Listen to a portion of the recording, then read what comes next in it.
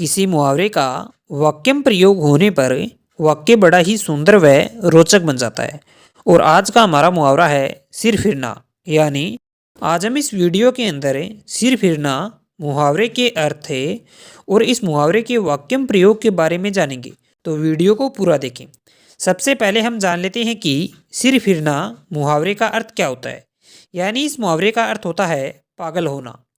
दोस्तों, आप लोगों ने यह देखा होगा कि जब कोई किसी ऐसे मनुष्य को छेड़ देता है जो बात बात पर गुस्सा होने वाला होता है, तो जब उसे गुस्सा आ जाता है तो वह उसे भी समझ में नहीं आता कि वह क्या कर रहा है।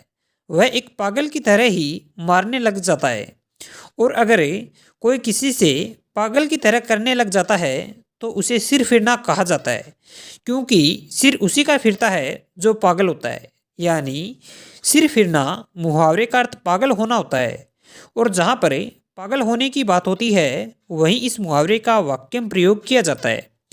सिर फिरना मुहावरे का वाक्यम प्रयोग। पहला वाक्यम प्रयोग, इसका तो सिर फिर गया पर तुम तो समझदार था, वहां से भागकर आ जाता।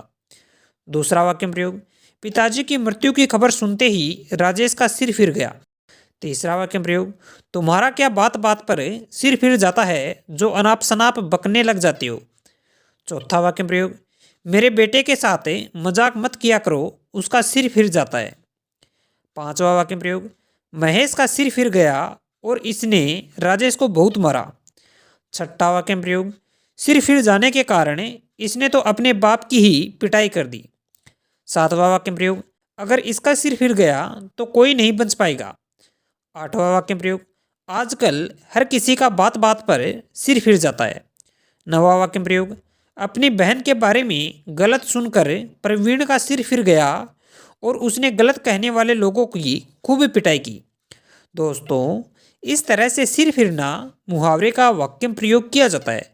अगर आप इस मुहावरे के बारे में किसी प्रकार का प्रश्न पूछना चाहते हैं तो आप अपना प्रश्न कमेंट बॉक्स में रख सकते हैं।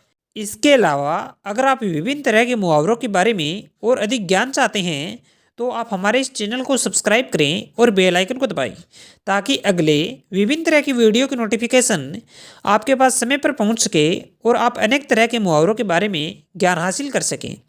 तो चैनल को सब्सक्राइब करें और बेल आइकन को दबाना ना भूलें।